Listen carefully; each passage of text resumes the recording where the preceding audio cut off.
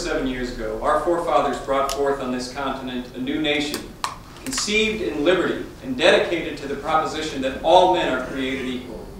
Now we are engaged in a great civil war, testing whether that nation, or any nation so conceived and so dedicated, can long endure.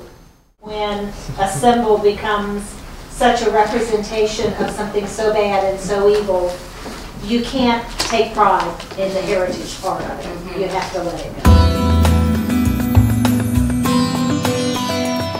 First, I would like to introduce each of our residents. Mr. Nat Turner, how do you plead? Not guilty. What are the men, women, and children who died by your command? I had a vision. I saw black spirits and white spirits engaged in battle.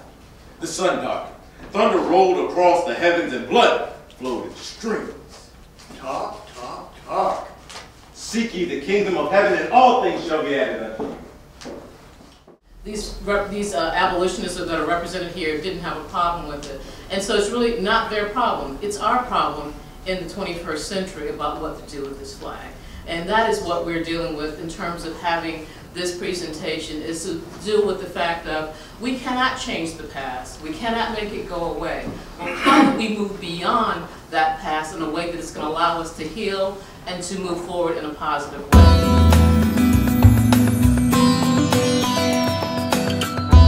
Mr. Turner and Miss Tubman were generals in the Army against slavery. Abraham Lincoln, well, he did something. Mr. Brown, excuse me, introducing folks is my job. My name is David Walker, and in 1829, 2 years before Mr. Turner's insurrection, I wrote a 76-page pamphlet, commonly referred to as David Walker's Appeal. I wrote Uncle Tom's Cabin. Do you know who I am?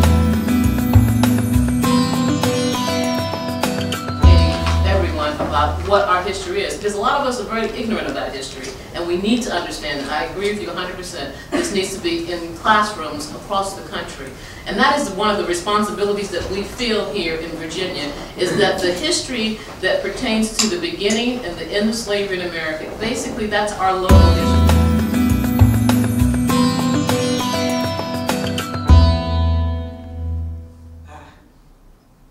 I always was afraid.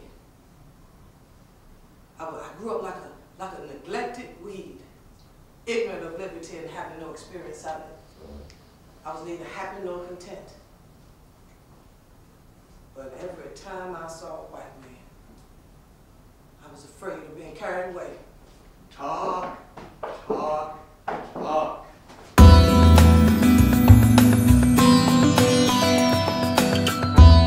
In the first place, I deny everything but what I have all along admitted, my use of force to free the slaves. I have another objection. This death sentence is unjustified. If I had acted on behalf of the rich, the powerful, the famous, if I had acted on behalf of that class and suffered and sacrificed what I have suffered and sacrificed, every one of you would have deemed it an act worthy of reward and not punishment. Surely you do not truly believe what you say, Mr. Brown. There are so many people outside of this room that need to be in this room. We can't drag them in, but we can continue the dialogue. This gentleman right here. Well, I think we all come to a much better understanding of each other, and I will agree with that.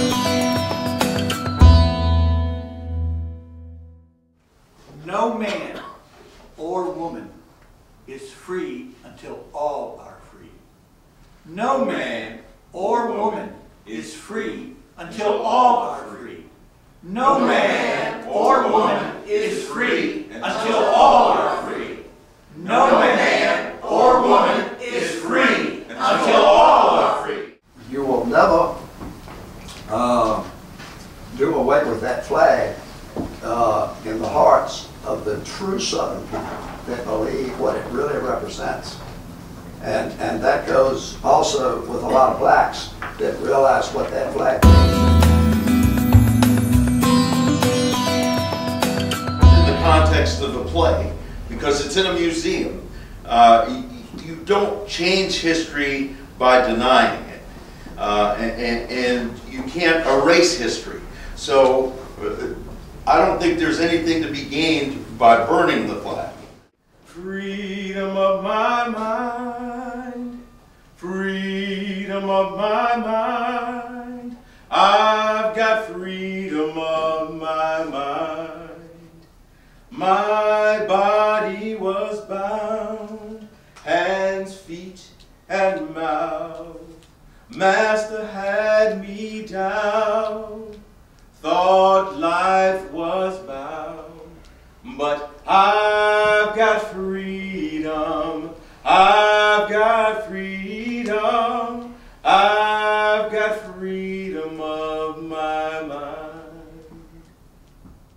I say today, now, after doing this play and hearing your comments, I actually have changed my opinion personally about burning the flag.